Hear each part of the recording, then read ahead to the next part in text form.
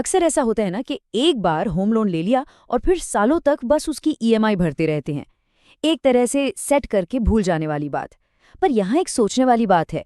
समय के साथ ब्याज दरें बदलती हैं और ये बिल्कुल हो सकता है कि जो डील कुछ साल पहले सबसे अच्छी लग रही थी वो आज उतनी फायदेमंद ना हो।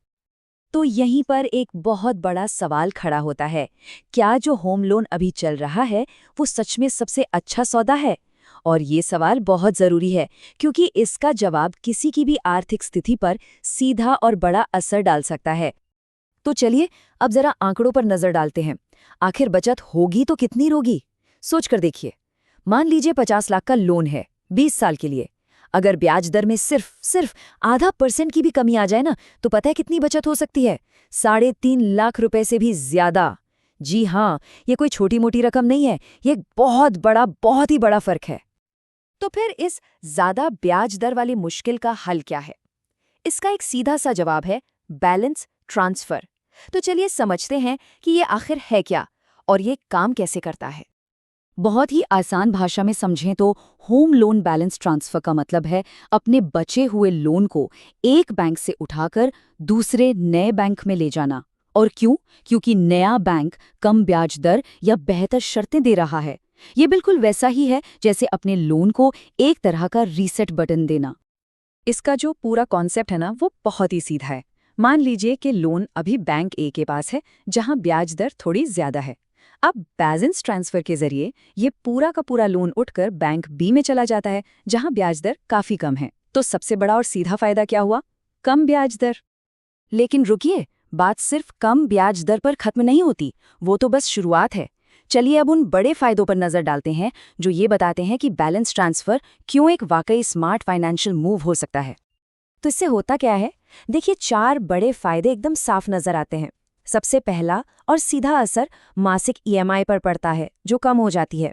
दूसरा, लंबी अवधि में ब्याज पर जबरदस्त बचत होती है। तीसरा फायदा ये कि कई बार टॉपअप लोन लेने का ऑप्शन भी खुल जाता है। और चौथा, अक्सर लोन की जो शर्तें होती है ना, वो भी पहले से बेहतर मिल जाती हैं, जैसे कि चुकाने के लिए ज़्यादा समय मिलना या फिर प्री पेमेंट के आसान विकल्प। और असल में यही तो सबसे बड़ी बात है। सोचिए, जब हर महीने ईएमआई में कम पैसा जाएगा तो वो बचा हुआ पैसा कहीं और काम आ सकता है ना?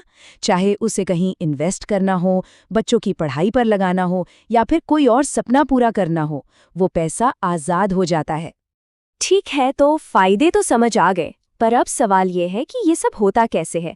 चलिए अब बचत तक पहुंचने के इस पूरे रास्ते को, इस प्रोसेस को समझते हैं। और अच्छी बात यह है कि ये प्रक्रिया उतनी मुश्किल है नहीं जितनी शायद सुनने में लग रही हो। देखिए, किसी भी प्रोसेस को आसान बनाने के लिए सबसे जरूरी है सही कागजात का होना। यहाँ पर 2 तरह के दस्तावेज चाहिए होंगे। एक तो मौजूदा बैंक से, जहाँ से कुछ जरूरी पेपर्स लेने होंगे, जैसे कि एनओसी यानी नो ऑब्जेक्शन सर्टिफिकेट और लोन का पूरा स्टेटमेंट।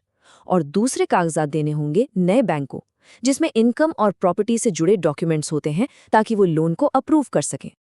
ये जो पूरा प्रोसेस है ना, ये 7 आसान स्टेप्स में पूरा हो जाता है। सबसे पहला कदम है रिसर्च और तुलना, मतलब अलग अलग बैंकों की ब्याज दरें देखना। जब सही बैंक मिल जाए तो दूसरा कदम है अप्लाई करना। इसके बाद मौजूदा बैंक से एनओसी लेकर सारे डॉक्यूमेंट्स नए बैंक में जमा करने होते हैं। फिर होती है प्रॉपर्टी की वेरिफिकेशन और इसके बाद लोन अप्रूव हो जाता है। आखिर में नया बैंक पुराने बैंक का लोन चुका देता है और बस काम खत्म। कम ब्याज दर वाली नई ईएमआई शुरू। अच्छा, एक मिनट, क्या इस प्रोसेस में कोई खर्चा भी होता है? जी हाँ, बिल्कुल होता है। तो अब सबसे जरूरी सवाल ये उठता है कि क्या ये सारे खर्च उठाने के बाद भी ये सौदा फायदे का है? चलिए इसका भी हिसाब किताब करते हैं।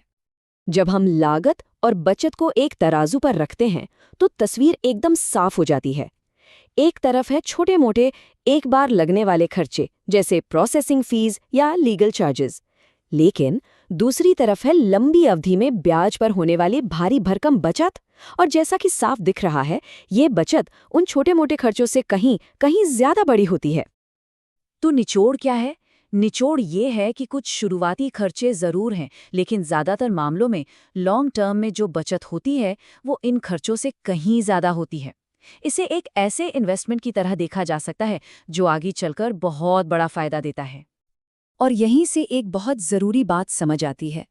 सबसे स्मार्ट फाइनेंशियल मूव्स लेने की शुरुआत अक्सर वहीं से होती है जब हम अपनी पुरानी, चली आ रही चीज़ों को दोबारा देखते हैं, उनकी समीक्षा करते हैं। क्योंकि एक बार सेट करके भूल जाने वाली आदत हमेशा सही नहीं होती। और ये पूरी बातचीत हमें एक बड़े सवाल के साथ छोड़ जाती है। हमारी फाइनेंशियल लाइफ में होम लोन के अलावा और कौन-कौन सी ऐसी सेट एंड फॉरगेट वाली चीज़ें हैं जिन्हें हम एक बार शुरू करके बस भूल जाते हैं? और क्या पता उन्हें दोबारा देखने से कोई बड़ा फ़ायदा छिपा हो? इस पर सोचना तो बनता है।